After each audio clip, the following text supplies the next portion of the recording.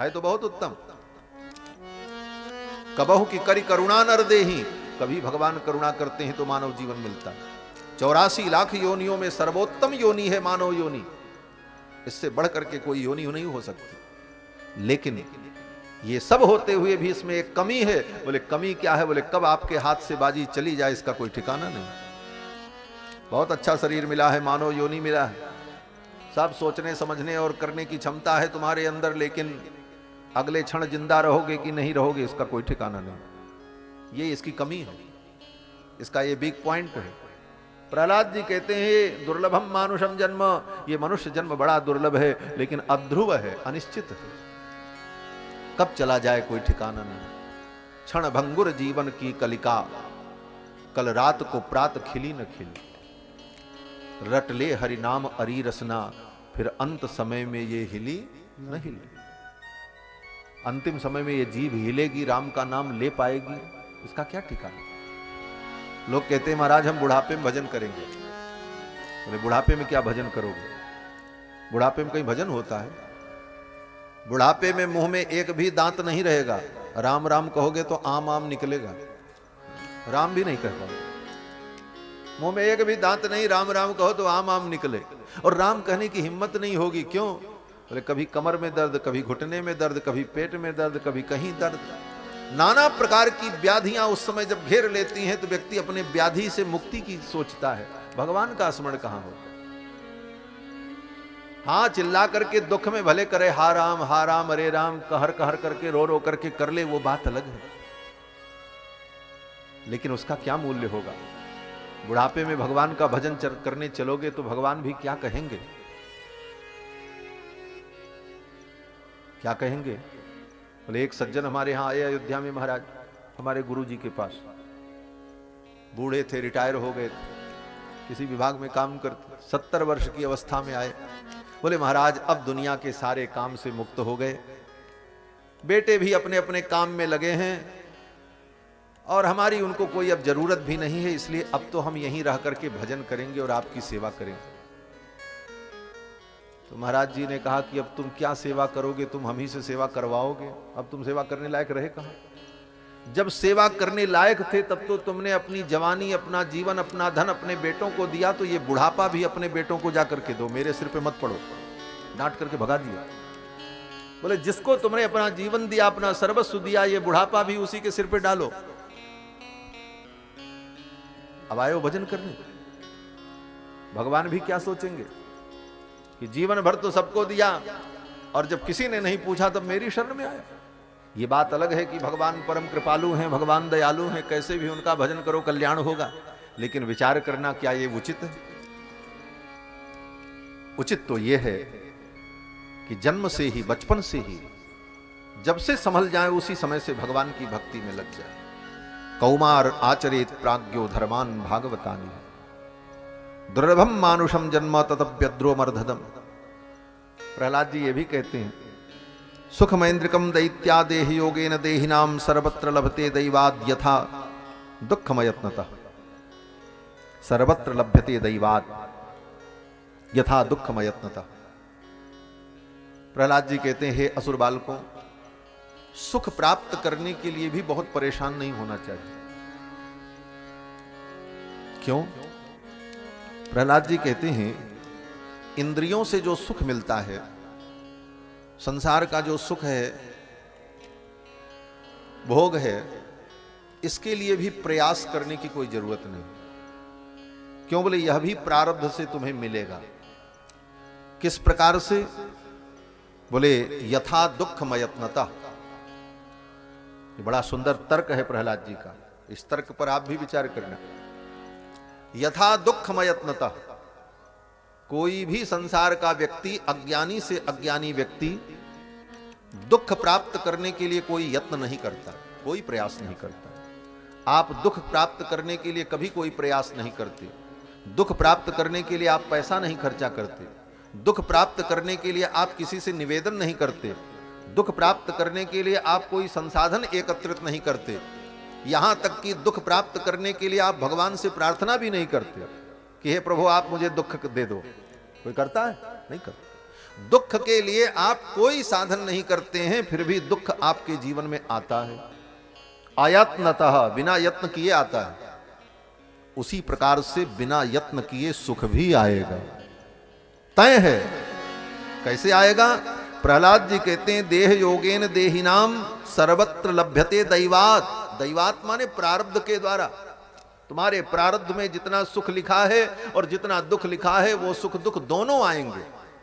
समय आने पर सुख आ जाएगा, समय आने पर दुख आ जाएगा। आप चाहे कितना भी प्रयास करो और कुछ ना करो, फिर भी वो आएगा। एक पंडित जी थे, लक्ष्मी जी की आराधना की कि हमें धन प्राप्त हो, बेटी का ब्याह करना है। चले गए तपस्या करने की, तपस्या करके लक्ष्मी को प्रसन्न करें, फिर धन मिलेगा तो बेटी का ब्याह करेंगे। अब आराधना करने में उनको बरसों लग गया। गांव के लोगों ने देखा पंडित जी पता नहीं कहां गायब हो गए, तो गांव के लोगों ने मिलजुल करके पैसा बटोरा और एकत्रित करके बेटी का ब्याह कर दिया। बेटी चली गई ब्याह करके। पंडित जी की तपस्या जब पूरी हुई, लक्ष्मी जी प्रसन्न हो गई। लक्ष्मी जी ने कहा वरदान मांगो। पंडित जी ने कहा मैं अपनी बेटी के विवाह के लिए, धन प्राप्ति के लिए आपकी उपासना कर रहा था, तो आप इतना धन दे दो कि मेरी बेटी का विवाह हो जाए। लक्ष्मी जी तो भगवती हैं। भगवती महालक्ष्मी ने कहा विप्र, जिस बेटी के विवाह के लिए तुमने तप किया उसका विवाह तो हो गया, वो तो अपने घर चली गई, कुछ और मांग लो। तो पंडित जी ने कहा अब हमें कुछ नहीं चाहिए, बेटी के विवाह के लिए ही चिंता थी, वो बेटी का विवाह हो गया, अब मुझे कुछ नहीं चाहिए। लक्ष्मी जी ने कहा तुमने कर्म किया है, इस कर्म का फल तो तुम्हें लेना ही पड़ेगा। तुमने आराधना की है तो इसका भोग तुम्हें भोगना पड़ेगा। पंडित जी ने कहा हम नहीं लेंगे। लक्ष्मी ने कहा इसका फल तो तुम्हें भोगना पड़ेगा, तुम्हारे विधान में। पंडित जी ने कहा क्या भोग है इसका? बोले इसका भोग यही है कि 1 वर्ष तक तुमको राजा बनकर के राज सुख भोगना है। पंडित जी ने सोचा ये लक्ष्मी जी भी क्या बोलती हैं, 1 वर्ष तक राजा बनकर के राज सुख, मेरे जैसे दरिद्र को कौन राजा बनाएगा, कहां मैं राजा बनने जा रहा हूं, ये तो कल्पना से परे की बात है। लक्ष्मी जी तो अंतर्धान हो गई। पंडित जी चल पड़े, लेकिन पंडित जी विद्वान थे, वेद पढ़ा था उन्होंने। हिरण्यवर्णाम हरणीम सुवर्ण रजतस्रजाम चंद्राम हिरण्यमयीम लक्ष्मीम जात वेदो मावह। लक्ष्मी की महिमा को उन्होंने जाना था। पंडित जी ने सोचा लक्ष्मी की बात झूठी तो नहीं हो सकती, वो भगवती हैं, उनकी वाणी मिथ्या नहीं हो सकती। अब 1 वर्ष के लिए हमको राजा बनना पड़ेगा, राजा बनकर के मैं राज सुख भोगूंगा, हमारा ब्राह्मण धर्म नष्ट हो जाएगा। हमारा जीवन तो तपस्या के लिए है, ब्राह्मण का जीवन तपोमय होना चाहिए, मैं क्या करूं? तो पंडित जी ने सोचा इससे अच्छा है कि मैं मर जाऊं। मर जाऊंगा तो राजा बनने से बच जाऊंगा। अब देखो बुद्धि और प्रारब्ध अपना काम करता है। पंडित जी ने सोचा हम मर जाएं तो इस प्रारब्ध से बच जाएंगे, राजा नहीं बनना पड़ेगा। अपने से मरते हैं जाकर के तो आत्महत्या का पाप लगेगा। कोई मार दे तो ऐसे ही बिना कारण कोई किसी को क्यों मार देगा? तो पंडित जी को बुद्धि सूझी, बोले चलें राजा के यहां और चल करके राजा का अपमान करें, राजा के साथ ऐसा व्यवहार करें कि राजा क्रोध में आकर के हमें मृत्यु दंड सुना दे। तो राजा के द्वारा जिस किसी को दंड मिलता है तो उसकी अकाल मृत्यु नहीं मानी जाती, तो मैं अकाल मृत्यु से भी बच जाऊंगा। पंडित जी आए और सोचने लगे क्या अपराध करें कि राजा क्रोधित होकर के मुझे मृत्यु दंड दे। छोटे मोटे अपराध पर तो मृत्यु दंड देगा नहीं। तो पंडित जी को बुद्धि आई, सभा में पहुंचे, राजा दरबार में बैठा था, अपने सिंहासन पर दरबार लगा था। पंडित जी ने अपना जूता उतारा और खींच करके मारा राजा को, एक जूता मारा। राजा ने, पंडित जी ने सोचा कि इतने के बाद तो अब मृत्यु दंड तय है, इससे बड़ा तो काम कोई कुछ हो नहीं सकता, इतना बड़ा अपमान राजा का कौन कर सकता है। जूता फेंक करके मारा, लेकिन जूता आते देखकर राजा ने सिर ऐसे कर लिया, जूता जाकर के छत्र के डंडे में लगा तड़ाक से, जो सिंहासन में छत्र लगा था। और उसी छत्र के डंडे में एक सर्पिणी, एक नागिन घूम रही थी राजा को काटने के लिए, दंश करने के। उसी नाग पर, उस सर्पिणी पर जाकर के जूता लगा, वो सर्पिणी नीचे गिरी और छटपट छटपट करके मर गई। राजा ने देखा, सेवकों ने पकड़ लिया पंडित जी को, तब तक देखा सांप मरा पड़ा है, जूता पड़ा। लोगों ने कहा पकड़ो पकड़ो, इस ब्राह्मण ने अपराध किया। पकड़ करके पंडित जी लाए गए। उसी समय कुल पुरोहित को बुलाया गया। राजा ने कहा महाराज ये कैसी घटना है, इस ब्राह्मण ने मुझे जूता मारा और ये नागिन मेरे सिंहासन में थी, ये मर गई जूता लगने पर। तो जो कुल पुरोहित थे उन्होंने राजा की कुंडली निकाली और कुंडली पढ़ करके कहा राजन आज आपका काल सर्प योग था, आज काल सर्प योग के कारण आपकी मृत्यु संभव थी, आपकी मृत्यु हो जाती, लेकिन इस ब्राह्मण की कृपा से आप बच गए, इस ब्राह्मण के आशीर्वाद से आप बच गए। इसने जूता मारा और वो नागिन मर गई, आपका काल सर्प योग दूर हो गया। राजा चरणों में गिर पड़ा, बोले महाराज आपने तो मेरे जीवन को बचा लिया, अब तो आप ही इस गद्दी पर बैठो। जबरदस्ती पकड़ करके बैठा दिया अपने सिंहासन पर। महाराज आप सिंहासन पर बैठो, हम आपकी सेवा करेंगे। ब्राह्मण ने कहा नहीं नहीं महाराज हमको फांसी सुनाओ, हम मरना चाहते हैं। राजा ने कहा रे रे ऐसा कैसे हो सकता, आपने मेरे जीवन को बचाया है और मैं आपको फांसी सुनाऊं, ये तो हो नहीं सकता। आप मेरे गद्दी पर बैठो, मैं आपकी सेवा करूंगा, आप ब्राह्मण हो, आचार्य हो। अब तो राजा की ऐसी श्रद्धा उमड़ी, महाराज चरणों में लौट गया। और ब्राह्मण तो ऐसा प्राणी है इस पृथ्वी का कि थोड़ी सी कोई श्रद्धा प्रकट कर दे और सम्मान कर दे तो ब्राह्मण रीझ जाता है, उसके पास और कुछ नहीं।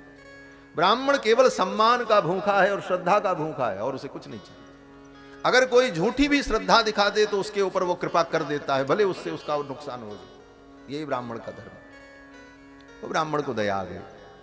ब्राह्मण ने कहा जब इतनी सेवा ये करने को तैयार है मैं अब इसको क्या कहूं। अब तो महाराज राजा उस ब्राह्मण की रोज सेवा करे, सिंहासन पर बैठावे, साथ में घुमावे रथ में लेकर के। धीरे धीरे राज सुख भोगते भोगते बड़ा मजा आने लगा पंडित जी को, भूल गए सब पुरानी बातें। 1 साल तक राज सुख भोगा। राजा शिकार खेलने जाए तो इनको ले सके साथ में लेकर के जाए, आप चलो, साथ में जाते। जंगल में वस्त्रावास लगा, दोनों के पलंग अगल बगल ही लगते थे, इधर राजा इधर महाराज पंडित जी दोनों लोग।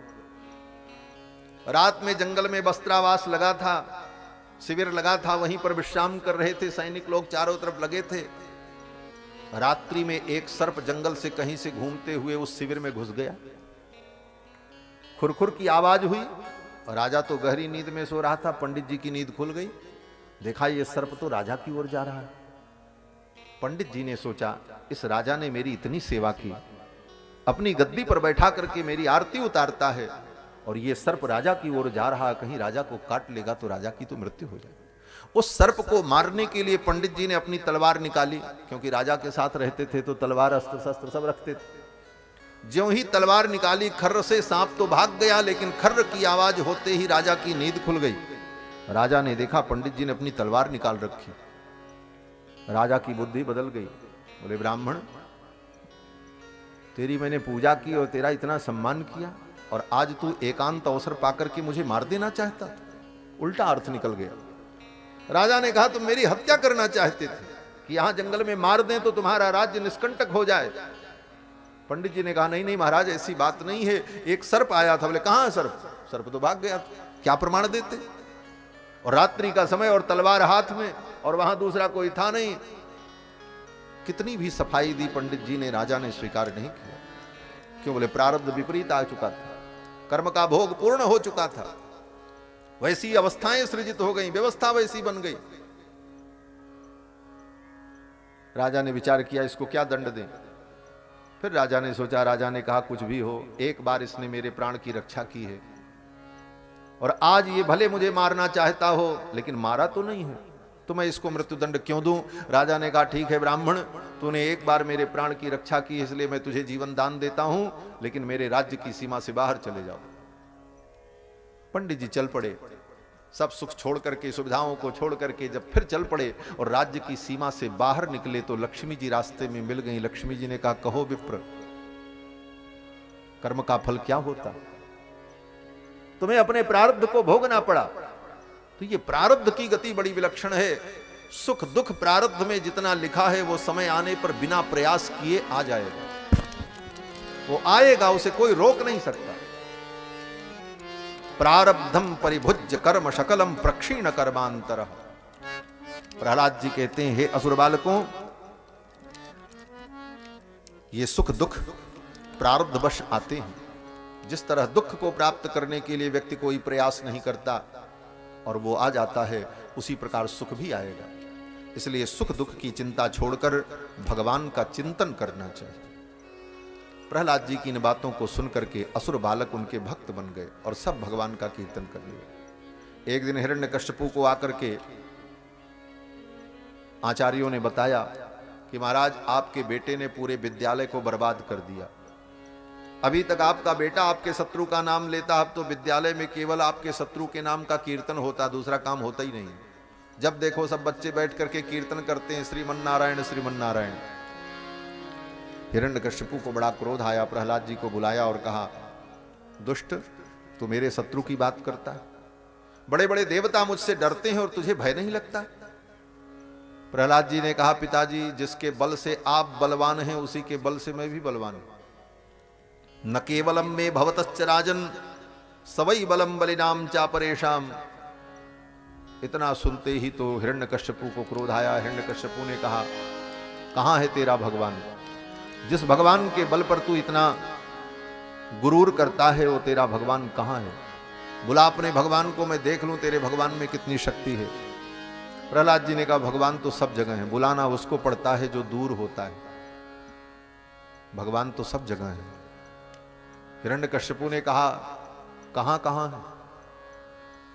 प्रहलाद जी ने कहा, कहां नहीं है, हम में, तुम में, खड़क खंभ में, हमारे अंदर, तुम्हारे अंदर, तुम्हारी इस तलवार के अंदर, इस खंभे के अंदर, सब जगह भगवान है। अंतर बहिश्च तत्सर्वम व्याप्य नारायण स्थितः। अंदर बाहर सब जगह व्यवस्थित होकर के परमात्मा अवस्थित है, कहां भगवान नहीं? हिरण्यकश्यपु ने कहा, क्या इस खंभे में भी भगवान है? तेरा परमात्मा इस खंभे में भी है?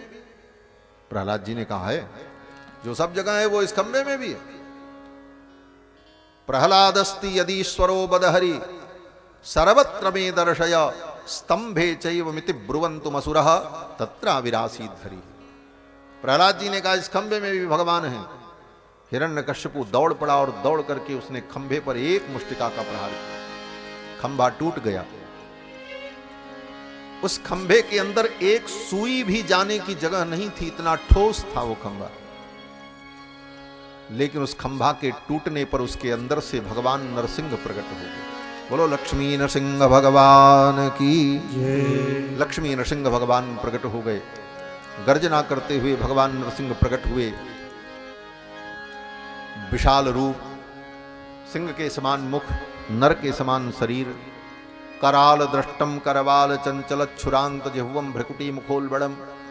और नरसिंह भगवान ने दौड़ करके हिरण्यकश्यपु को पकड़ लिया, घसीटते हुए लेकर के आए और महल के द्वार पर देहली पर नरसिंह भगवान विराजमान हुए।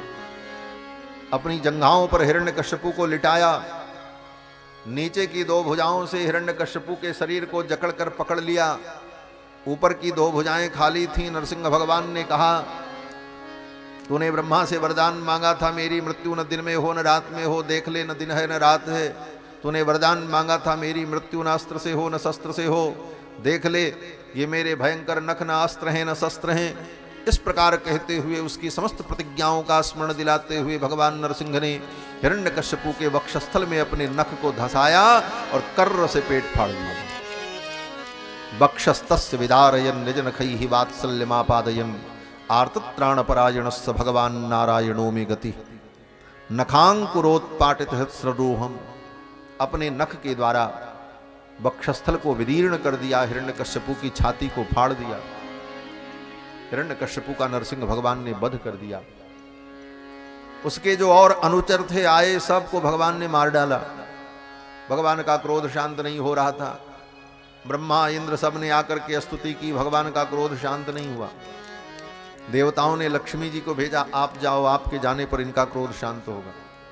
लक्ष्मी जी आई, भगवान ने ऐसी गर्जना की कि लक्ष्मी जी भी उल्टे पांव लौट गए। लक्ष्मी जी ने कहा, ऐसा क्रोध तो आज तक मैंने देखा ही नहीं, आज ये मुझसे भी शांत होने वाले नहीं। तब ब्रह्मा जी ने प्रहलाद जी से कहा, बेटा तुम जाओ, तुम्हारे लिए इनका अवतार हुआ है, तुम्हारे जाने पर इनका क्रोध शांत हो जाए। प्रहलाद जी आए और आकर के भगवान के चरणों में साष्टांग प्रणाम किया। स्वपाद मूले पतितम तमर्भकम विलोक्य देव कृपया परिप्लुतः। स्वपाद मूले पतितम तमर्भकम, अपने चरण कमल में साष्टांग प्रणाम करते हुए प्रहलाद को देखकर भगवान का क्रोध शांत हो गया। विलोक्य देवः कृपया परिप्लुतः, कृपा के सागर में भगवान डूब गए और प्रहलाद को उठा करके भगवान ने अपनी गोद में बैठा लिया। उत्थाप्य तच्छीर्ष्ण दधात कराम्बुजम, प्रहलाद को उठा करके भगवान नरसिंह ने अपनी गोद में बैठा लिया और प्रहलाद के सिर पर भगवान ने अपने हाथ को रखा। तच्छीर्ष्ण दधात कराम्बुजम, प्रहलाद के सिर पर अपने कराम्बुज को, कर कमल को भगवान ने रखा। इस दृश्य का चिंतन करते हुए श्री सुखदेव भगवान कहते हैं कि ये भगवान के कर कमल कैसे हैं। कहते हैं काला ही वित्रस्त धियाम कृता भयम, काला ही वित्रस्त धियाम,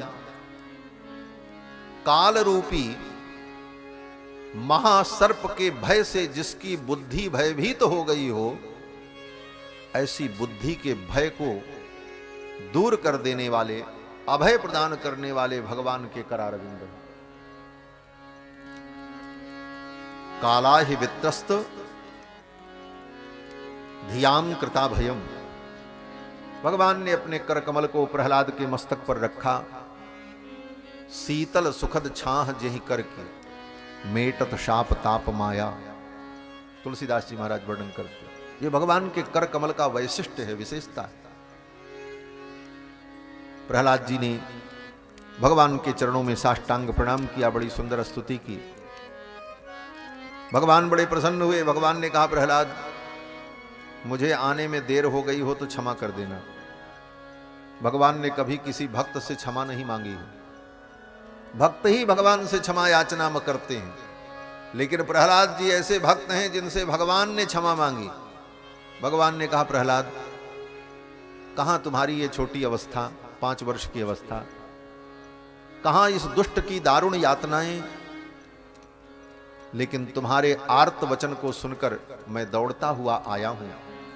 अगर कहीं आने में मुझे विलंब हुआ हो तो बेटा मुझे क्षमा कर देना।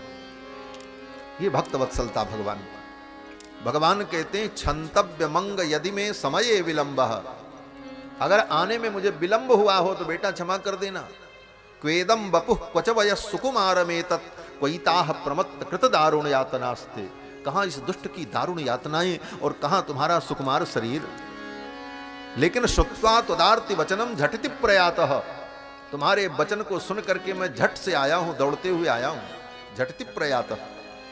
फिर भी आने में अगर विलंब हुआ तो बेटा क्षमा करना। प्रहलाद जी कहते हैं प्रभु क्षमा तो मुझे मांगनी चाहिए। भक्त भगवान का बड़ा सुंदर संवाद हुआ। भगवान ने कहा वरदान मांगो, मैं तुम्हारे ऊपर प्रसन्न हूं, वरदान मांगो। कहो तो मैं तुमको ब्रह्मा बना दूं, शंकर बना दूं। ब्रह्मत्वम वा शिवत्वम वा विष्णुत्वम वापि दीयते, कहो तो मैं तुमको ब्रह्मा बना दूं, शंकर बना दूं, इंद्र बना दूं, जो कहो। भगवान तो सर्वसमर्थ हैं, उनके लिए असंभव क्या। बोले ब्रह्मा बनाने के लिए पहले वाले ब्रह्मा को हटाना पड़ेगा। बोले हटाना नहीं पड़ेगा। क्यों? बोले भगवान सर्वसमर्थ हैं, दूसरा ब्रह्मांड बना करके दूसरे ब्रह्मांड का ब्रह्मा बना देंगे। उनके लिए क्या है? एक नया पद सृजित हो जाएगा। परमात्मा सर्वसमर्थ है, उनके लिए कुछ असंभव नहीं। कर्तुम अकर्तुम अन्यथा कर्तुम समर्थ हैं भगवान। भगवान ने कहा तुम्हें मैं ब्रह्मा बना दूं, शंकर बना दूं। प्रहलाद जी ने कहा हमको कुछ नहीं बनना है, हम जो हैं सोई ठीक, हम तो आपके दास हैं। भगवान ने कहा कोई और वरदान मांग लो। तो प्रहलाद जी ने बड़ी अद्भुत बात कही है, जो भागवत का सार है, जो हमको आपको जीवन में समझना चाहिए। प्रहलाद जी कहते हैं प्रभु जो भक्त आपसे कुछ मांगता है वो आपका भक्त होता ही नहीं है। खारिज कर दिया पूरे प्रसंग को। प्रहलाद जी कहते हैं जो भक्त आपसे कुछ मांगता है वो आपका भक्त नहीं होता। तो भगवान ने कहा क्या होता है? प्रहलाद जी ने कहा वो बनिया होता है। यस्त आशीष आशास्ते न सभृत्य सवई बणिक, वो भृत्य नहीं है, वो आपका दास नहीं है, वो आपका भक्त नहीं है, वो बनिया है, बणिक है। क्यों? बोले बनिया जैसे व्यापार करता है, माल लेता है, पैसा देता है, पैसा लेता है, माल देता है, उसी प्रकार जो आपकी भक्ति करे और भक्ति के बदले में आपसे कुछ मांग ले, वो आपका भक्त है ही नहीं है, वो तो बनिया है, वो आपसे व्यापार कर रहा है। भगवान व्यापार की वस्तु नहीं है, भगवान प्यार की वस्तु है। व्यापार और प्यार में अंतर होता है। व्यापार में आदान प्रदान होता है, व्यापार में स्वार्थ होता है और प्यार में समर्पण होता है। प्यार में अपने प्रियतम का तर्पण होता है, प्यार में अपने प्रियतम को अपना सब कुछ अर्पण होता है और प्यार में अपने प्रियतम को सर्वस्व समर्पण होता है। प्यार और व्यापार में यही अंतर है। भक्ति क्या है? बोले प्रेम है। प्रहलाद जी कहते हैं, हे प्रभु, जो भक्त आपसे कुछ मांगता है वो आपका भक्त नहीं होता, इसलिए मैं आपसे क्या मांगू? ऐसी निष्कामता प्रहलाद जी। भगवान ने कहा, प्रहलाद मेरी प्रसन्नता के लिए मांगो। भगवान भी अड़ गए। भगवान ने कहा, मेरी प्रसन्नता के लिए मांगो, मैं तुम्हें कुछ दूंगा तो मुझे प्रसन्नता होगी, इसलिए मांग लो। मैं जानता हूं तुम्हें कुछ नहीं चाहिए। प्रहलाद जी ने कहा, ऐसी बात है, आप मुझे दे करके क्यों प्रसन्न होना चाहते हो? तो भगवान ने कहा, प्रहलाद, ये संसार के भिखारियों को देते देते तो मैं थक गया। दाता एक राम, भिखारी सारी दुनिया। भगवान कहते हैं, इन संसार के भिखारियों को देते देते मैं थक गया। बोले, संसार में बड़े बड़े भिखारी हैं महाराज, जो BMW से चलते हैं, वो भी भिखारी हैं। क्यों? बोले, मंदिर में जाते हैं तो भीख ही मांगते हैं भगवान से। एक भिखारी मंदिर के दरवाजे पर भीख मांग रहा था। एक बाबू साहब BMW से उतरे, मंदिर में जाने लगे। उस भिखारी ने कहा, साहब कुछ दे दो। उन्होंने कहा, लौट करके आते हैं तो देते हैं। मंदिर में गए और मंदिर में जाकर के भगवान के सामने स्तुति करने लगे, महाराज इतने करोड़ का मुनाफा हो जाता मेरा, आप कृपा करो इस नुकसान से हम बच जाएं। अपनी सारी व्यापार की, कारोबार की बात भगवान के सामने निवेदन कर रहे थे, भगवान से मांग रहे थे। लौट करके जब आए तो उस भिखारी के कटोरे में 10 रुपया जब डालने लगे तो भिखारी ने कहा, बाबूजी ये लेते जाओ। बोले, क्यों? बोले, आप भी मेरे ही समान हो, आप भी तो भीख मांगते हो। बोले, अरे मैं भीख मांगता हूं, मैं उद्योगपति हूं। उस भिखारी ने कहा, अभी आप भगवान के सामने भीख ही तो मांग रहे थे, तो तुम्हारे में और हमारे में अंतर क्या है? तुमसे अच्छा तो मैं हूं कि कम से कम भगवान से नहीं मांगता हूं, भगवान के द्वार पर बैठा रहता हूं, मांग करके काम चला लेता हूं। तुम तो मुझसे भी बड़े भिखारी हो कि जिसने आज तक तुमको दिया उसी से फिर भीख मांगने गए। भरोसा नहीं तुम? बंधुओं, भगवान से मांगने की जरूरत नहीं, भगवान बिना मांगे देते। जिस दिन तुम पैदा हुए तुम्हारे मुंह में दांत नहीं थे और पेट की आंतें कमजोर थीं, अन्न पचाने की क्षमता नहीं थी, मुंह में दांत नहीं थे अन्न को कूंचने के, उस समय भी तुम्हारा जीवन कैसे चलेगा इसकी व्यवस्था परमात्मा ने की। मां के स्तन में दुग्ध प्रकट कर दिया पैदा होने के पहले, इस दूध को पी करके जिएगा। तो जिस परमात्मा को इतनी चिंता है कि तुम्हारा पेट कहां से भरेगा, इसके बाद भी भगवान से मांगो, तो ये बुद्धि का दिवाला ही तो निकलना है। इसके बाद भी ना समझ में आवे। प्रहलाद जी कहते हैं, भगवान से क्या मांगे? भगवान कहते हैं, नहीं नहीं, तुम्हारे जैसे आप्त काम, पूर्ण काम, परम निष्काम को मैं कुछ दूंगा तो मुझे भी प्रसन्नता होगा, मेरी प्रसन्नता के लिए मांगो। तब प्रहलाद जी ने कहा, अच्छा अगर ऐसी बात है तो आपकी प्रसन्नता के लिए मैं मांगता हूं। राजी हैं हम उसी में जिसमें तेरी रजा है। अगर आप इसी में राजी हैं कि मुझे कुछ दे करके प्रसन्न होना चाहते हैं तो मैं मांगता हूं। तो प्रहलाद जी ने भगवान से मांगा। आप कहोगे अंत में प्रहलाद जी ने भी भगवान से मांगा, फिर हमारे में और प्रहलाद में क्या अंतर रहा? लेकिन सुन करके आपको आश्चर्य होगा कि प्रहलाद जी ने भगवान से क्या मांगा। भगवान भी नहीं सोच पाए कि प्रहलाद क्या मांगेगा। प्रहलाद जी ने भगवान से कहा, प्रभु यदि राशि समे कामान वरास्तम वरदर्शभ। हे भगवान, यदि आप मुझे वरदान देना चाहते हैं तो आज मैं आपसे यही वरदान मांगता हूं। क्या वरदान? बोले, कामानाम हृदय संरोहम भवतस्तु वृणे वरम। आज मैं आपसे यही वरदान मांगता हूं, आप यही वरदान दे दीजिए कि आज के बाद कभी भी मेरे मन में कुछ मांगने की इच्छा न हो। यही वरदान दे दीजिए। क्या मांगा कि आज के बाद कभी मेरे मन में आपसे कुछ मांगने की इच्छा ही न पैदा हो, यही वरदान दीजिए। कितने चतुर हैं प्रहलाद जी, 5 वर्ष के बालक। और चतुर क्यों न हो, किसी अरे गहरे के चेला नहीं है, देवर्षि नारद के शिष्य हैं महाराज। नारद जी ने इनको ज्ञान दिया, साधारण गुरु के चेला। शिष्य की विशेषता ही ये सिद्ध कर देती है किस गुरु का शिष्य होगा। जिस शिष्य में ये चमत्कार है उसका गुरु कितना अद्भुत होगा। प्रहलाद जी महाराज कहते हैं, प्रभु ये वरदान आप दीजिए, कामानाम हृत समरोहम भवतस्तु वृणे वरम।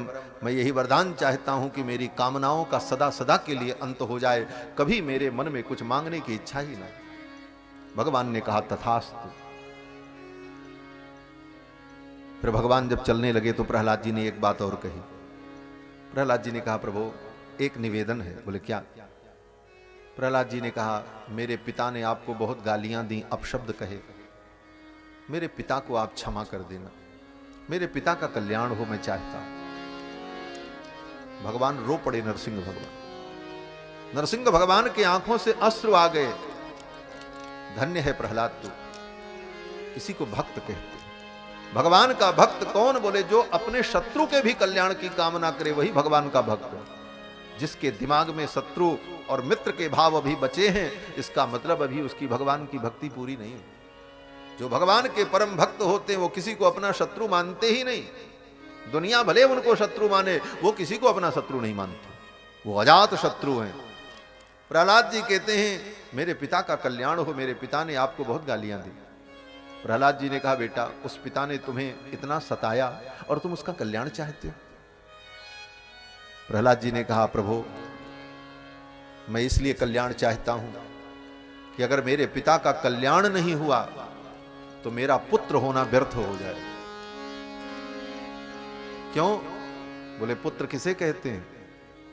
बोले पुम नाम नरकात त्रायते इति पुत्र। पुत्र उसे कहते हैं जो अपने पिता को नरक में जाने से बचा ले।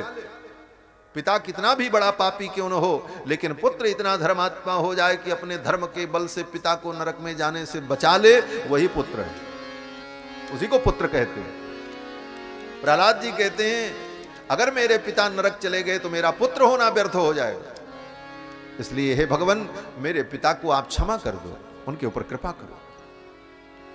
ये भावना देखकर, ये साधुता देखकर भगवान द्रवीभूत हो गए और भगवान ने कहा, प्रहलाद और ब्रह्मांड के सभी देवता और सभी प्राणी आज मेरा उद्घोष सुन लें। भगवान कहते हैं, आज मैं नया संविधान बनाने जा रहा हूं। और संविधान क्या बनाने जा रहा हूं? संविधान संशोधन करने जा रहा हूं। कोई कानून पहले से बन जाए लेकिन उसमें परिवर्तन की आवश्यकता हो तो उसे संविधान संशोधन कहा जाता है। भगवान ने कहा, आज मैं एक संविधान संशोधन करने जा रहा हूं। बोले क्या संविधान संशोधन?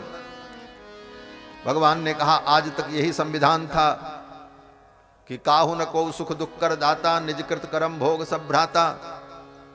कोई किसी को सुख दुख नहीं देता, अपने अपने कर्मों का फल सबको भोगना पड़ता है, अपने अपने कर्मों के अनुसार सबको सुख दुख भोगना पड़ता है। लेकिन हे प्रहलाद, आज मैं ये विशेष नियम बना रहा हूं कि कोई कितना बड़ा भी पापी क्यों न हो, दुष्टात्मा हो, पापात्मा हो, लेकिन उसके घर में तुम्हारे जैसा भक्त अगर उत्पन्न हो जाए तो उसकी 21 पीढ़ी का मैं उद्धार कर देता हूं। ये भगवान ने विशेष वरदान दिया है।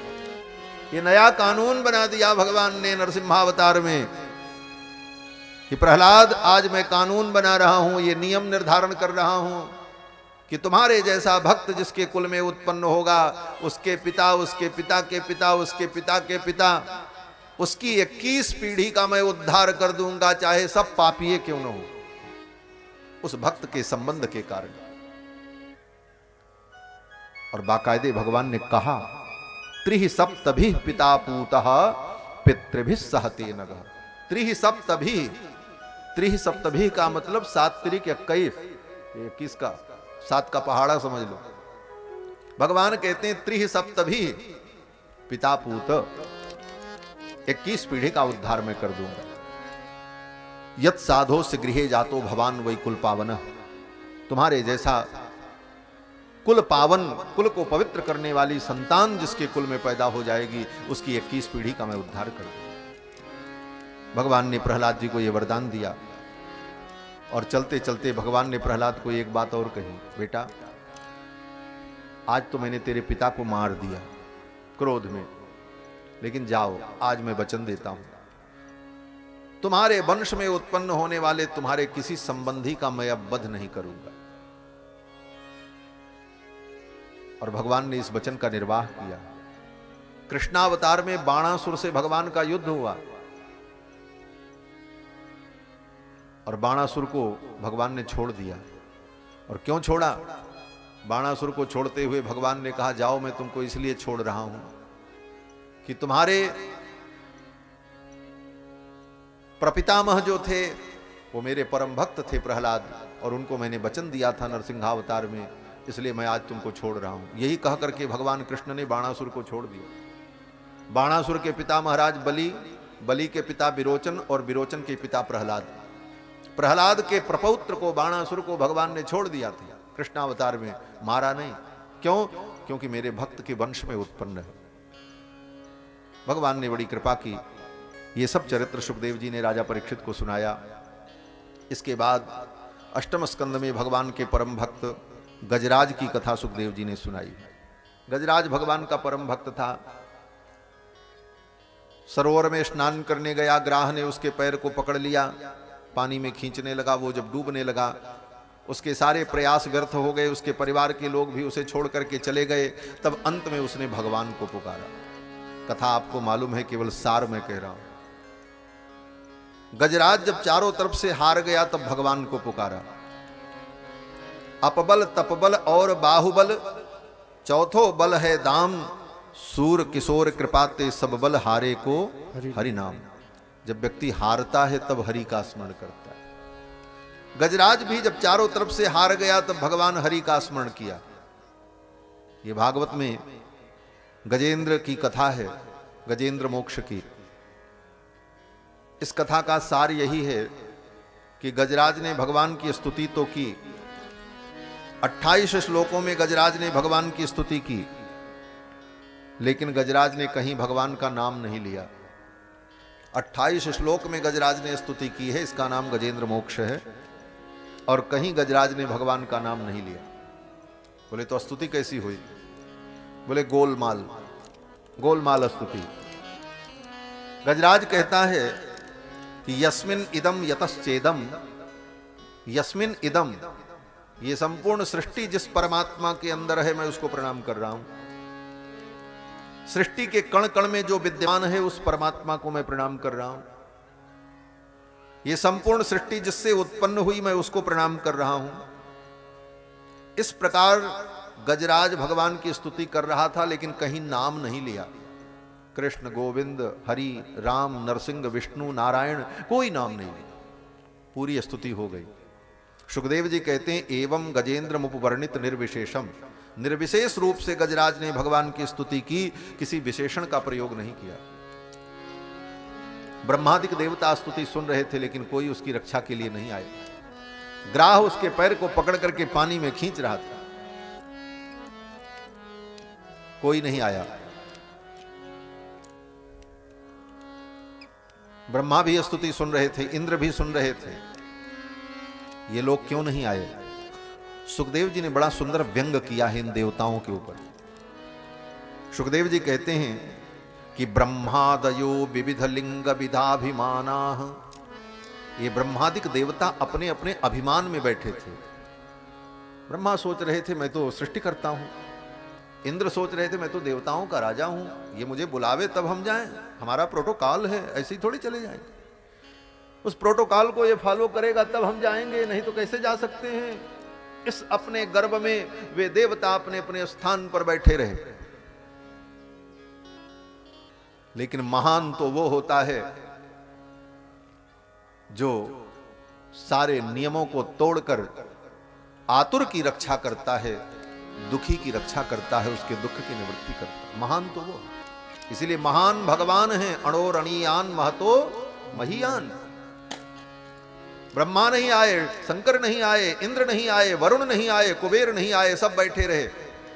सुखदेव जी ने एक ही पंक्ति में कह दिया ब्रह्मादयो, ब्रह्म आदि, आदि में सब आ गए जितने देवता थे। ब्रह्मादयो विविध लिंग विदाभिमाना, अपने अपने चिन्ह के अभिमान में, मैं इंद्र हूं, मैं वरुण हूं, मैं कुबेर हूं, मैं अमुक लोक का स्वामी हूं, अपने अपने चिन्ह को लगा करके बैठे रहे। विविध लिंग विदाभिमाना, लिंग माने चिन्ह। क्या चिन्ह? बोले जैसे सब अधिकारी के अलग अलग चिन्ह होते हैं, डबल स्टार, बैच, बल्ला, सब होता है, तो ऐसे सबके अपने अपने चिन्ह जो थे पद के अनुसार, उसी के अभिमान में वे देवता बैठे रहे और गजराज की रक्षा के लिए नहीं आए। आया कौन? बोले भगवान आ गए, जबकि भगवान का नाम भी उसने नहीं लिया था।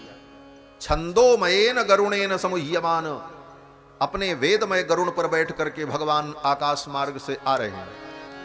क्योंकि जिन बातों को गजराज कह रहा था वो विशेषता तो केवल भगवान में थी। अखिल कोटि ब्रह्मांड नायक भगवान हैं, नारायण, भगवान श्री राम, भगवान कृष्ण। अखिल कोटि ब्रह्मांड नायक इंद्र नहीं है, अखिल कोटि ब्रह्मांड नायक वरुण नहीं है, ये सब देवता हैं। इनका एक सीमित अधिकार है, एक निश्चित सीमा है, और सर्वेश्वर तो भगवान है। इसलिए सर्वेश्वर परमात्मा आए अपने गरुड़ पर बैठकर। गजराज ने भगवान को जब आते देखा तब भगवान का नाम लिया, अभी तक नहीं लिया।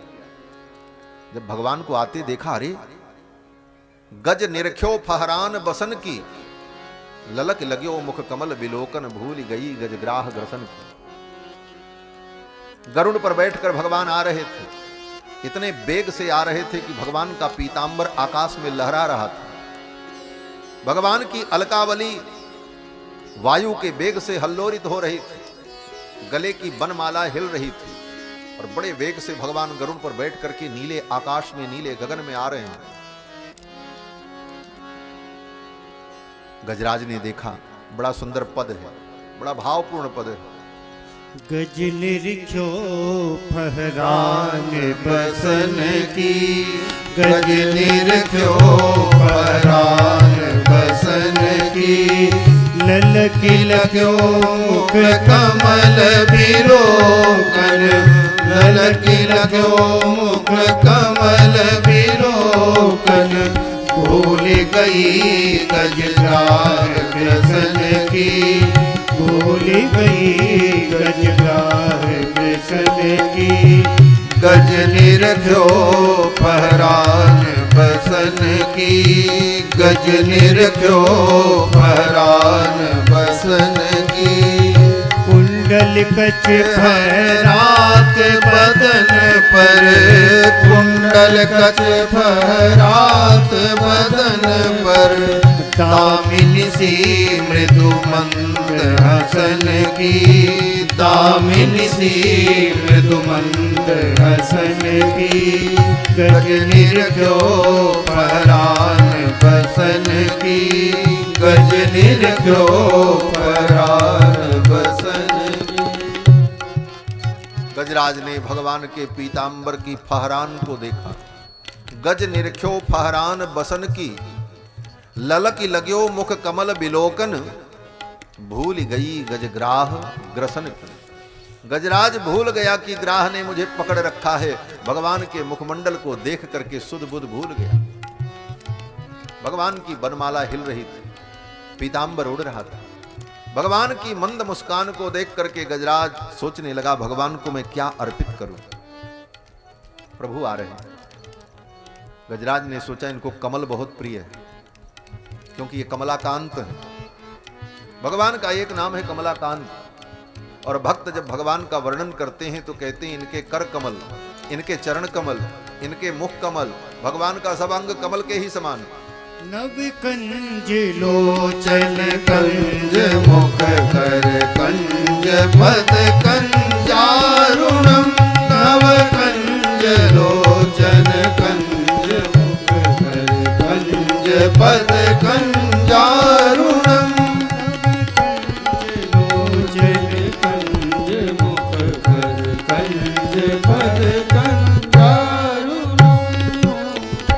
नव कंज लोचन, कंज मुख, कर कंज पद, कंजारुणम।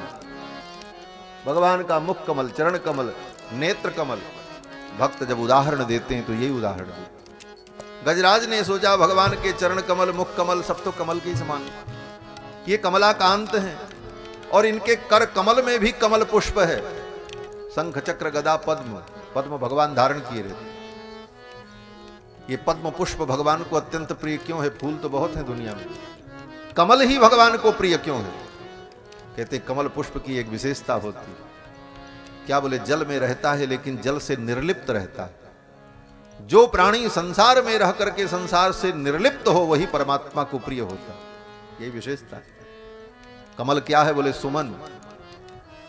सुमन माने पुष्प। कमल क्या है? बोले सुमन। और सुमन माने सुंदर मन। और सुंदर मन क्या है?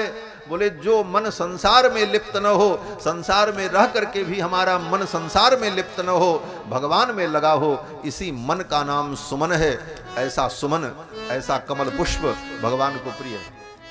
इसलिए भगवान कमल को सदा अपने हाथ में पकड़े रहते हैं, उसे छोड़ते नहीं। अर्थात जिस भक्त का मन कमल के सुमन जैसा बन जाए, उस भक्त को ठाकुर कभी छोड़ते नहीं, भगवान उसे कभी छोड़ते नहीं। गजराज ने सोचा मैं इनको कमल पुष्प भेंट करूं। उसी सरोवर में से एक कमल को उखाड़ा। उत्क्षिप्य सांबुज करम गृहमाह कृच्छान नारायणाखिल गुरो भगवन नमस्ते। अब भगवान का नाम लिया नारायण, क्योंकि अब भगवान सामने आ गए, अभी तक नाम नहीं लिया था। कमल पुष्प भगवान को अर्पित किया। एक हाथ से भगवान ने गजराज के समर्पित कमल पुष्प को स्वीकार किया, दूसरे हाथ से भगवान ने गजराज की सूंड को पकड़ा और ग्राह के सहित निकाल करके बाहर रख दिया। ग्राह भी वो पैर पकड़े हुए लटका हुआ निकल करके बाहर आ गया। गज को निकाला, साथ में ग्राह को भी निकाल लिया। और फिर भगवान ने अपने सुदर्शन चक्र के द्वारा ग्राह के मस्तक को काट दिया। और गजराज को भगवान अपने साथ लेकर के वैकुंठ चले गए। गजराज को लेकर के जब भगवान वैकुंठ पहुंचे तो भगवान देखते क्या है, द्वार पर एक नया द्वारपाल खड़ा था, एक नया सेवक वैकुंठ में। भगवान ने लक्ष्मी जी से पूछा, देवी ये नया सेवक कौन आया? लक्ष्मी जी ने कहा, प्रभु जिसका आप उद्धार करने गए थे वही तो है। भगवान ने कहा, जिसका उद्धार मैंने किया है उसको तो मैं अपने साथ लेकर के आया हूं, ये कौन आ गया? तो लक्ष्मी जी मुस्कुराने लगी। लक्ष्मी जी ने कहा, प्रभु यही तो बात है, आपकी कृपा और आपका कोप दोनों समान फल देता है।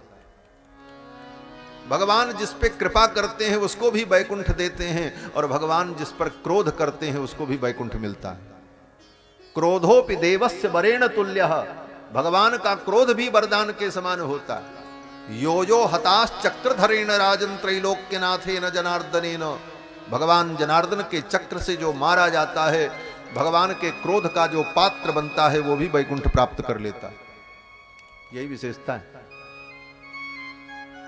इसीलिए कहते हैं राम जी का भगवान का भजन करो चाहे जैसे, अगर भगवान रीझ गए तब भी तुम्हारा कल्याण होगा, और भगवान नहीं रीझे तुम्हारे ऊपर खींच गए बोले तब भी कल्याण हो जाए। रीझ भी गए तो कल्याण होगा, खींच भी गए तो कल्याण होगा। इसलिए क्या चिंता, भगवान का भजन करना चाहिए। लक्ष्मी जी ने कहा, महाराज जो आपकी भक्ति करता है उसको मुक्ति मिलेगी कि नहीं मिलेगी, इसमें तो देर हो सकती है, लेकिन जो आपके भक्तों का आश्रय ले लेता है उसका कल्याण निश्चित है। भगवान ने कहा, क्यों? लक्ष्मी जी ने कहा, यह गजराज आपका भक्त है, और इस ग्राह ने आपके भक्त के चरण को पकड़ा था, आपके भक्त के चरणों का आश्रय लिया था, इसलिए इसको मुक्ति पहले मिल गई और गजराज को तो बाद में मिली। भगवान के भक्तों का जो आश्रय लेता है वह भी मुक्त हो जाता है। गजराज के ऊपर भगवान ने कृपा की। फिर अष्टम स्कंद में ही समुद्र मंथन की कथा सुनाई है। समुद्र मंथन में भगवान का कच्छपा अवतार हुआ। मंदराचल पर्वत को भगवान ने अपनी पीठ पर धारण किया, तब समुद्र मंथन हुआ। और समुद्र मंथन क्यों हुआ, बस केवल इतनी बात हम कहेंगे, क्योंकि कृष्ण जन्म तक पहुंचना है। 7 बज चुके हैं, आज भी लगता है उतना ही समय लगेगा, उससे कम नहीं लगेगा, और हो सकता है ज्यादा भी लगे, क्योंकि कृष्ण भगवान का जन्म तो रात के 12 बजे हुआ था, अभी तो 7 ही बजा। लेकिन आप चिंता मत करो, 12 नहीं बजने देंगे, पहले ही हो जाएगा। तो मैं निवेदन कर रहा था कि समुद्र मंथन की जो कथा सुनाई, समुद्र मंथन क्यों हुआ? कहते हैं समुद्र मंथन अमृत के लिए हुआ। बोले अमृत के लिए समुद्र मंथन नहीं हुआ था। अमृत भी समुद्र मंथन से प्रकट हुआ, लेकिन अमृत के लिए समुद्र मंथन नहीं हुआ था। समुद्र मंथन लक्ष्मी जी के लिए हुआ था। दुर्वासा जी ने इंद्र को शाप दे दिया था कि तुम्हारा ऐश्वर्य नष्ट हो जाए, तो दुर्वासा के शाप को सत्य करने के लिए लक्ष्मी जी समुद्र में चली गई, क्योंकि लक्ष्मी जी जाएंगी तभी इंद्र का वैभव नष्ट होगा। जब तक लक्ष्मी जी की कृपा दृष्टि रहेगी तब तक सब कुछ चकाचक बना रहेगा। तो दुर्वासा जी के शाप को सत्य करने के लिए लक्ष्मी जी को जाना पड़ा और लक्ष्मी जी समुद्र में चली गई। सारा संसार दुखी हो गया। तब भगवान ने कहा देवताओं से कि समुद्र मंथन करो, लक्ष्मी जी निकलें और उनकी कृपा दृष्टि पड़े तो सब लोग सुखी हो जाएं। देवताओं ने कहा इतने बड़े समुद्र का मंथन कैसे होगा? भगवान ने कहा दैत्यों से दोस्ती कर लो, दोनों मिल करके मंथन करो। देवताओं ने कहा वो मेरे विरोधी हैं, वो वामपंथी हैं, हम दक्षिणपंथी, हमारी विचारधारा अलग है, उनकी विचारधारा अलग है, कैसे मिलेंगे? तो भगवान ने कहा अरयोपि हि संधेयाः सति कार्यार्थ गौरवे। अगर कोई बड़ा काम करना हो और सत्ता का भोग प्राप्त करना हो तो बुद्धिमानी यही है कि अपने विरोधी को भी अपना मित्र बना लेना चाहिए। अरयोपि ही संधेयाः, शत्रु से भी संधि कर लेनी चाहिए। यही राजनीति है। और आज यही बुद्धिमानी होगी कि तुम असुरों से दोस्ती कर लो, तभी तुम्हें ये सत्ता का सुख मिलेगा। और आज भी यही होता है। एक पार्टी दूसरे पार्टी को चुनाव में गाली देती है, एक दूसरे की आलोचना करते हैं, और जब स्पष्ट बहुमत नहीं आता तो उसको मिलाकर के सरकार बना लेते हैं। यही संसार है। क्यों? सत्ता का भोग। सत्ता के भोग के लिए सब राजनीति के हथकंडे हैं। देवता दैत्यों के धुर विरोधी हैं, लेकिन अब सत्ता चली गई, बोले अब उन्हीं देवताओं को मजबूरी में दैत्यों से गठबंधन करना पड़ा। गठबंधन की सरकार बन गई। समुद्र मंथन हुआ तो गठबंधन की सरकार में तो शर्त होती है। क्या शर्त होती है? बोले अमुक अमुक मंत्रालय हम लेंगे, हमारी पार्टी को मिलना चाहिए, ये पद हमको मिलना चाहिए। तो यहां भी वही शर्त हुई। क्या शर्त हुई? बोले दैत्यों ने कहा समुद्र मंथन से जो निकलेगा 50-50 का हिसाब होगा, आधा आपका आधा हमारा। देवताओं ने कहा ठीक। फिर समुद्र मंथन हुआ। समुद्र मंथन से जो जो निकला सब आपको मालूम है। घोड़ा निकला उच्चैःश्रवा नाम का, वो दैत्यों के राजा बलि को दिया गया। हाथी निकला ऐरावत, वो इंद्र को दिया गया। अप्सराएं निकली, बोले अप्सराओं को सार्वजनिक कर दिया गया। समुद्र मंथन से बारूणी मदिरा निकली, दैत्यों को दे दिया गया। कौस्तुभ मणि निकली, कौस्तुभ मणि को भगवान ने धारण किया। और समुद्र मंथन से लक्ष्मी जी का प्रादुर्भाव हुआ। श्रीमद् भागवत महापुराण के 8वें स्कंद के 8वें अध्याय के 8वें श्लोक में लक्ष्मी जी का प्रादुर्भाव होता है। 8 8 8 24 24 माने चतुर्विंशत्यक्षरा गायत्री। 24 अक्षरों वाली जो गायत्री है वह गायत्री भगवती महालक्ष्मी ही। और भगवती महालक्ष्मी का प्रादुर्भाव होता है। भगवती महालक्ष्मी समुद्र मंथन से जब प्रकट हुई, उनकी कृपा दृष्टि पड़ते ही सारा संसार आनंदमय हो गया। फिर सब लोग विचार करने लगे लक्ष्मी हमको मिल जाती, बड़ी सुंदर थी लक्ष्मी। उनको देख करके सब देवता लालायित, ये किसके गले में बरमाला डालेंगे। देवता दैत्य सब पंक्तिबद्ध खड़े। बड़ा सुंदर वर्णन है। लक्ष्मी जी चल पड़ी, सब खड़े हैं, हमारे गले में माला पड़ जाती। सबसे पहले दुर्वासा जी खड़े थे। लक्ष्मी जी ने देखा, लक्ष्मी जी ने सोचा ये अच्छे तो हैं, नूनम तपो, ये तपस्वी तो हैं, लेकिन नमन्यु निर्जयो, इन्होंने अपने क्रोध को नहीं जीता है, इसलिए मैं इनका वर्ण नहीं करूंगी। लक्ष्मी क्रोधी के पास नहीं जाती है। एक पॉइंट। दुर्वासा जी खड़े थे, लक्ष्मी जी ने उनका वर्ण नहीं किया। लक्ष्मी ने कहा ये तपस्वी तो बहुत हैं लेकिन क्रोधी हैं। दुर्वासा का वर्ण नहीं किया, आगे चल पड़े। ज्ञानम क्वचित तच्चन संगवर्जितम। आगे लक्ष्मी जी चली तो देखती हैं कौन? बोले शुक्राचार्य खड़े थे, दैत्यों के गुरु, परम ज्ञानी। शुक्राचार्य जी जैसा ज्ञानी कोई नहीं महाराज। बृहस्पति भी उनके सामने कमजोर हैं। मैं कमजोर क्यों कहूं, लेकिन शास्त्र के आधार पर यही समझ में आता है। शुक्राचार्य जो कौन है, बोले भगवान की विभूति हैं। जब विद्वानों की बात आई कि सबसे बड़ा विद्वान कौन, तो गीता में भगवान श्री कृष्ण कहते हैं कवि नाम उशना कवि ही, विद्वानों में मैं शुक्राचार्य हूं। भगवान ने अपनी विभूति बताई है गीता में। वो शुक्राचार्य दैत्यों के गुरु, परम ज्ञानी खड़े थे।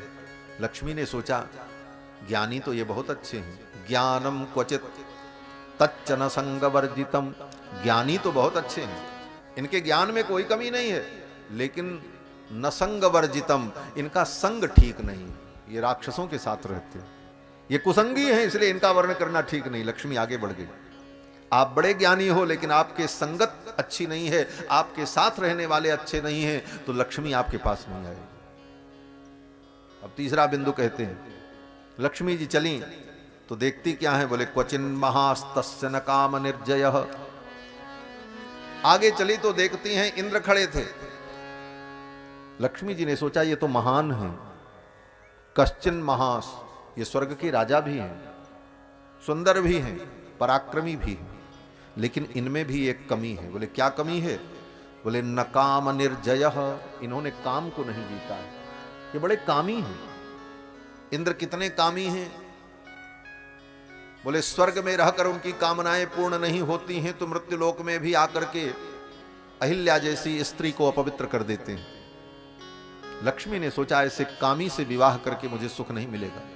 लक्ष्मी ने इंद्र को भी छोड़ दिया, आगे बढ़ गए। जिसके जीवन में काम होगा, जिसके जीवन में भोग होगा, जो काम के बंधन में बंधा होगा, कामनाओं से भोग से जिसकी तृप्ति नहीं होगी, लक्ष्मी उसे छोड़ के चली जाएगी। लक्ष्मी ने इंद्र का वर्ण नहीं किया। धर्म क्वचित तच्च न भूत सौहृदम, आगे भगवान शंकर खड़े थे। लक्ष्मी ने सोचा इनको माला पहनावे, सब देवता खड़े थे तो शंकर जी भी खड़े थे। लक्ष्मी ने सोचा ये तो बड़े अच्छे हैं। धर्म क्वचित तत्र न भूत सौहृदम, इनके अंदर धर्म भी है, ज्ञानी भी है, सब कुछ है, चरित्रवान भी है, और ये तो काम को जीत चुके हैं। इन्होंने काम को भस्म कर दिया है। जब शिव तीसर नैन उघारा, चितवत काम भयउ जरी छारा। लेकिन इनमें भी एक कमी है। बाहर लक्ष्मी, ये लक्ष्मी बड़ी विचित्र है हमारे। भगवान शंकर को देख करके लक्ष्मी कहती है अरे इनके अंदर सब विशेषता है तो, लेकिन इनके अंदर दया नहीं है। न भूत सौहृदम, संसार के प्रति इनके अंदर दया नहीं है, सौहृद नहीं है। क्यों, बोले जब प्रलय का समय आता है तो ये निर्दयी होकर के संपूर्ण सृष्टि को नष्ट कर देते हैं। प्रलयंकर है, इसलिए लक्ष्मी निर्दयी प्राणी के पास भी नहीं जाती। जिसके जीवन में दया होगी, करुणा होगी, लक्ष्मी उसके चरणों में जाए। किसी का वर्णन नहीं किया लक्ष्मी ने। लक्ष्मी जब आगे चली, अब देखो दूसरी विशेषता, सब लक्ष्मी को चाह रहे थे और सब लाइन से खड़े थे, शायद हमारा नंबर लग जाए, शायद मेरे ही गले में बरमाला पड़ जाए। और भगवान, बोले भगवान नारायण दूर जाकर के एक पेड़ के नीचे आराम से हाथ की टेक लगा करके शयन कर रहे थे। निरपेक्ष थे लक्ष्मी से। बाकी लोगों को लक्ष्मी की अपेक्षा थी और भगवान लक्ष्मी से निरपेक्ष थे, कोई अपेक्षा नहीं थी। जो अपेक्षा रख रहे थे लक्ष्मी ने उनका वर्णन नहीं किया। क्यों, बोले लक्ष्मी ने विचार किया जो आज मेरी अपेक्षा कर रहे हैं, आज उनकी अपेक्षा पूरी हो जाएगी तो कल मेरी उपेक्षा कर देंगे। लेकिन जो आज मेरी उपेक्षा कर रहे हैं, अगर उनका चरण मुझे प्राप्त हो गया तो वो मेरी अपेक्षा रखेंगे। इसलिए मैं उसी का वर्ण करूंगी जो मेरी उपेक्षा करता है। जो लक्ष्मी के पीछे भागता है लक्ष्मी उसे छोड़ करके भाग जाती है, और जो लक्ष्मी की उपेक्षा कर देता है लक्ष्मी उसके चरणों की दासी बन जाती है। भगवान उपेक्षा करके बैठे थे, लक्ष्मी चल पड़ी। श्री राम तीर्थ स्वामी जी कहते हैं कि भागती फिरती थी दुनिया जब तलब करते थे हम, भागती फिरती थी दुनिया जब तलब करते थे हम, जब से नफरत हमने की आने को वो बेताब है।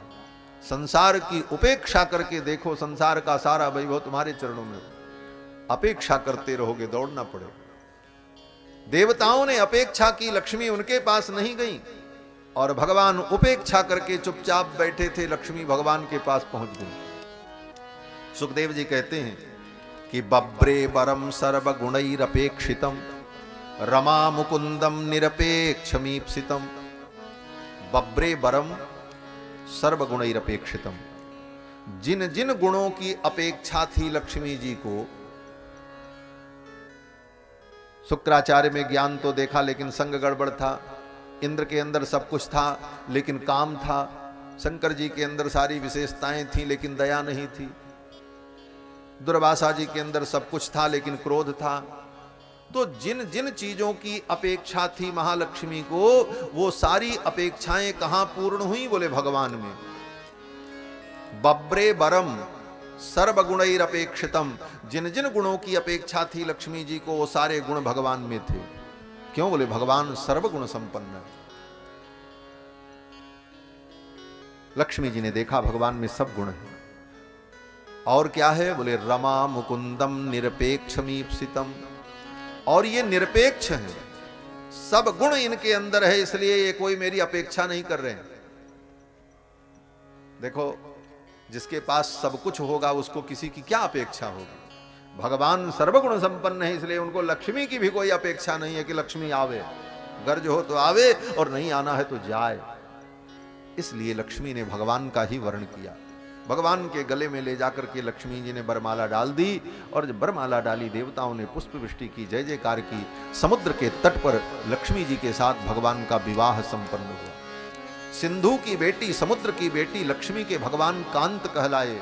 सिंधु सुता प्रिय कंता, पालन सुरधरनी अद्भुत करनी मरम न जाने कोई। इसलिए समुद्र मंथन हुआ। समुद्र मंथन से अमृत प्रकट हुआ। अमृत तो बहाना था। भगवान ने सोचा देवताओं को अमृत पिलाना चाहिए, दैत्य अमृत पी लेंगे तो ये और दुष्ट हो जाएंगे। भगवान ने छल पूर्वक मोहिनी अवतार धारण करके देवताओं को अमृत पिला दिया, दैत्य अमृत नहीं पाए। देवासुर संग्राम हो गया, आपस में लड़ाई हो गई, बहुत सारे दैत्य मारे गए। फिर तो ब्रह्मा जी ने आकर के युद्ध को शांत कराया। ब्रह्मा जी ने सोचा देवता भी हमारी संतान है, दैत्य भी हमारी संतान है, और ये मर रहे हैं। युद्ध शांत हुआ। शुक्राचार्य ने दैत्यों से कहा देखो अब लड़ने से कोई फायदा नहीं, क्योंकि देवता अमृत पी चुके हैं और इनसे लड़ करके जीता नहीं जा सकता। उस समय दैत्यों के राजा बलि थे, प्रहलाद जी के पोता, प्रहलाद जी के पुत्र विरोचन, विरोचन के पुत्र बलि। तो बलि ने अपने गुरु शुक्राचार्य से कहा गुरुदेव स्वर्ग कैसे मिलेगा? हम स्वर्ग चाहते हैं, हमको स्वर्ग की सत्ता चाहिए, कैसे भी हम सरकार बनाना चाहते हैं। तो शुक्राचार्य ने कहा तो फिर एक काम करो, हम एक यज्ञ कराते हैं। शुक्राचार्य जी ने एक यज्ञ कराया, विश्वजित यज्ञ। उस विश्वजित यज्ञ से एक दिव्य रथ प्रकट हुआ, अनेक अस्त्र शस्त्र प्रकट हुए। शुक्राचार्य ने कहा इस रथ पर बैठ करके जाओ, युद्ध करो, स्वर्ग जीत लोगे। बलि ने स्वर्ग जीत लिया, स्वर्ग की गद्दी पर बैठ गए। तख्ता पलट हो गया बलपूर्वक। राजा बलि ने कहा गुरुदेव बड़ी कृपा हो गई। शुक्राचार्य ने कहा स्वर्ग तो मिल गया लेकिन यह अस्थाई नहीं है। क्यों? बोले वैधानिक रूप से स्वर्ग की सत्ता तुमको नहीं मिली है तो तख्ता पलट है। वैधानिक तो यह है कि चुनाव में जीत करके आओ, तब सरकार बनेगी, वो पक्की सरकार होगी। सारी राजनीति भागवत में, रामायण में, गीता भागवत में पड़ी है, जो दुनिया में होती है सब यही में है, बाहर कुछ नहीं। शुक्राचार्य ने कहा कि सत्ता तो तब होगी जब आप वैधानिक रूप से आएंगे। राजा बलि ने कहा क्या करना होगा? शुक्राचार्य ने कहा जो 100 अश्वमेध यज्ञ कर लेता है वही इंद्र बनता है, इंद्र बनने की यही योग्यता है।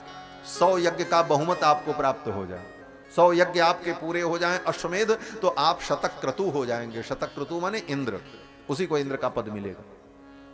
इंद्र एक पद है, उस इंद्र के पद पर जो वर्धमान बैठे हुए इनका नाम पुरंदर है। इंद्र एक पद है और उस पद पर रहने वाले की उपाधि क्या है? बोले शतक्रतु। 100 यज्ञ जो कर ले अश्वमेध वही इंद्र बनता है। शुक्राचार्य ने राजा बलि से कहा 100 अश्वमेध यज्ञ कर लो, तब वैधानिक रूप से स्वर्ग की सत्ता तुम्हारी हो जाएगी। अभी तो केवल कब्जा मिला है, डॉक्यूमेंट्स भी पक्के हो जाएं। तो राजा बलि ने कहा ठीक महाराज आप कराओ। यज्ञ की दीक्षा ले ली राजा बलि ने और यज्ञ प्रारंभ किया। 1 अश्वमेध यज्ञ हुआ, 2 हुआ, 3 हुआ, 4, 5, 9, 10 करते करते 99 अश्वमेध यज्ञ हो गए, पूर्ण निर्विघ्न। देवता लोग भयभीत हो गए, अब तो स्वर्ग गया सदा के लिए। क्यों बोले? अब 100वां यज्ञ शुरू हो गया राजा बलि का नर्मदा नदी के तट पर। अब सदा के लिए स्वर्ग असुरों का हो जाएगा, हम निकाल दिए जाएंगे, अब हमें नहीं मिलेगा। इंद्र बड़े दुखी हुए। तो इंद्र की मां जो अदिति थी, उन्होंने अपने पति महर्षि कश्यप से कहा मेरे पुत्रों के ऊपर बड़ी विपत्ति है, कोई उपाय। महर्षि कश्यप ने अपनी पत्नी अदिति देवी को पयोव्रत का विधान बताया। इसी फाल्गुन के महीने में पयोव्रत होता है। पयोव्रत का विधान बताया कि पयोव्रत करने से तुम्हें पुत्र की प्राप्ति होगी, वो पुत्र तुम्हारे उन पुत्रों को, देवताओं को सुख देगा, उनकी सत्ता को बचाएगा। देव माता अदिति ने पयोव्रत किया और पयोव्रत उनका जब पूरा हुआ तो भगवान उनके सामने आ गए। भगवान ने प्रकट होकर के कहा मां, आपके पयोव्रत से मैं प्रसन्न हूं, मैं आपका पुत्र बन करके आ रहा हूं और देवताओं का कार्य मैं कर दूंगा, लेकिन आप किसी से कहना मत, ये रहस्य आप जानो हम जाने बस। देव माता अदिति ने कहा ठीक। भगवान अंतर्ध्यान हो गए और देव माता अदिति ने सुंदर पुत्र को जन्म दिया। भगवान ही पुत्र बनकर के प्रकट हुए। इनका नाम पड़ा है उपेंद्र। इंद्र के छोटे भाई हैं इसलिए इनका नाम उपेंद्र। कश्यप महर्षि के पुत्र हैं और छोटे से हैं इसलिए इनका नाम वामन। वामन भगवान का अवतार हुआ। बोलो श्री वामन भगवान की जय। वामन भगवान का अवतार भादों के शुक्ल पक्ष की द्वादशी को हुआ, जिसको वामन द्वादशी कहते हैं।